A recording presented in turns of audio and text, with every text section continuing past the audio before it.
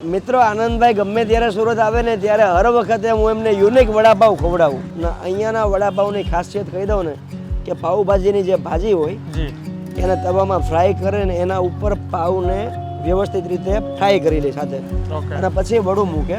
તમે આ વિચાર કેવી રીતે આવ્યો ભાજી અને વડાપાવનું મિક્સઅપ કરવાનું? બહુ અલગ અલગ જગ્યાએ ખાધા છે, પછી વિચાર આવ્યો કે આપણે કંઈક નવું કસ્ટમરને દઈએ, ભાજી સાથે દઈએ, કંઈક યુનિક ભાજી બનાવીએ. આપણે જે પાઉંભાજીની ભાજી આવે ને એ આખી અલગ આવે અને આ જે ભાજી આવે ને એ અમે સ્પેશિયલ વડાપાઉંની બનાવીએ છીએ.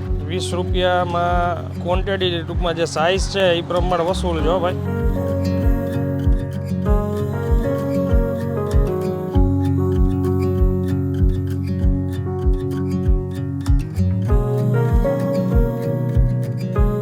મિત્રો આનંદભાઈ ગમે ત્યારે સુરત આવે ને ત્યારે હર વખતે હું એમને યુનિક વડાપાવ ખવડાવું અને આ રિવાજને જાળવી રાખવાના છે. આ વખતે પણ એક જોરદાર જગ્યા શોધી લાવ્યો છું. કુબેરનગરનો પોપડો કહેવાય, જ્યાં બધી બસો ઊભી રહી છે. અને એ પોપડાથી આપણે અર્ચના સ્કૂલ તરફ જઈએ અને કોર્નર ઉપર આ રીતે બોર્ડ છે ભગવતી જમ્બો વડાપાવ. ને અહીંયાના વડાપાવની ખાસિયત કહી દઉં ને કે પાઉભાજીની જે ભાજી હોય એને તવામાં ફ્રાય કરે ને એના ઉપર પાવને વ્યવસ્થિત રીતે ફ્રાય કરી લે સાથે અને પછી વડું મૂકે. મરચા અનલિમિટેડ આપે ખાવા માટે, પણ એ મોળા મરચા છે, તીખા નથી. તો એ અહીંયાની વિશેષતા છે. તો ફરી એકવાર તમારા માટે એક નવો વિડીયો લઈને આવી ગયો છું ને હું છું અત્યારે સુરતમાં. મારી સાથે મેહુલભાઈ જોડાણા છે. આગળની બધી માહિતી તમને આપી દીધી છે. હવે અંદર જઈએ, ઓનરને મળીએ અને એ ભાજીવાળું વડાપાવ આપણે ટેસ્ટ કરીએ. ચાલો શરૂ કરીએ.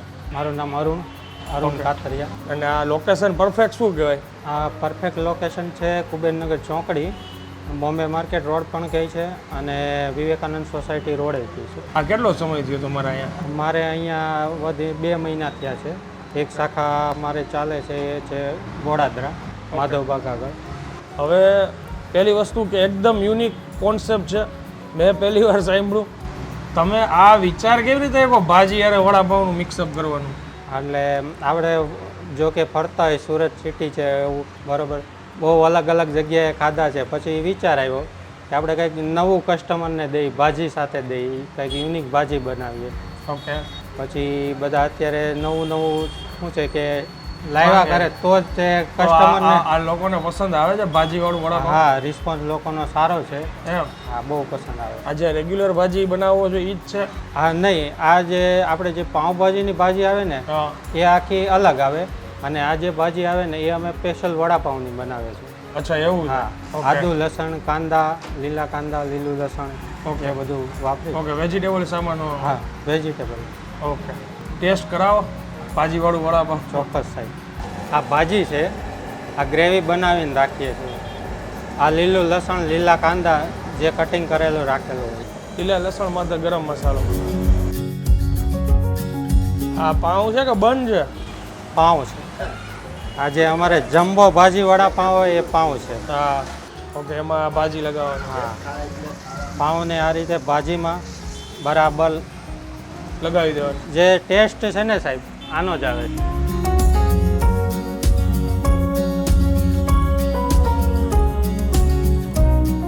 અને આ મરચા બી એકદમ મોળા મરચા છે. અનલિમિટેડ છે? હા, અનલિમિટેડ. મરચા, ચટણી બધું અનલિમિટેડ. કેટલા રૂપિયા? ટેસ્ટ કરો સાહેબ, ખાલી 20 રૂપિયા. ઓકે, ભાજીવાળું વડાપાવ 20 રૂપિયામાં ક્વોન્ટિટી ટૂંકમાં જે સાઇઝ છે એ પ્રમાણે વસૂલ જો ભાઈ. જુઓ તો ખરી, જમ્બો સાઇઝ છે. એમાં સાથે 2 ટાઈપના ડીપ આપે છે, આ ગ્રીન, સ્વીટ બંને.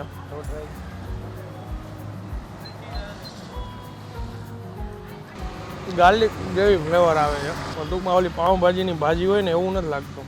એક્ઝેક્ટલી થોડીક યુનિક ભાજી, યુનિક છે, ગાર્લિક ભાજી કહેવાય. શૂટિંગ તો આ વિડીયો તો અલગ અલગ આવતા હોય, બધાને ખબર ન હોય કયો વિડીયો ક્યારે જોવાતો હોય. ચૈત્ર નવરાત્રિ ચાલી રહી છે, મારા ઉપવાસ છે. દરેક વિડીયોમાં આનંદભાઈ બોલાવશે કારણ કે મને જલન કરે છે ખાતી વખતે, મોઢામાં પાણી આવી જાય એટલા માટે. ના, કોન્સેપ્ટ ખરેખર સરસ છે. આસપાસના લોકો બધા આ પાઉં ખાવાનું ખાસું પસંદ કરે છે. ઘણા લોકો ઊભા ત્યાં જોવે છે. ભાઈ, આવી જગ્યા ક્યાંથી ગોતી આવો? મળી જાય છે. 100% રિકમેન્ડ કરી છે આવું કંઈક નવું ફૂડ ટ્રાય કરવું હોય સ્ટ્રીટ ફૂડ તો આવી જગ્યાઓ શોધતા હોય છે ભાઈ. સુરતની ખૂણાથી વાકેફ છે ભાઈ. હવે અમે આ વિડીયોને વિરામ આપીએ છીએ. વિડીયો જો સારો લાગ્યો હોય તો શેર કરી દેજો. કમેન્ટ કરીને જરૂરથી જણાવજો કે આ રીતનું કાંઈ યુનિક ફૂડ તમે ટ્રાય કર્યું છે કે નહીં. મળીએ જલ્દીથી નેક્સ્ટ વિડીયોમાં. ત્યાં સુધી જય ભારત.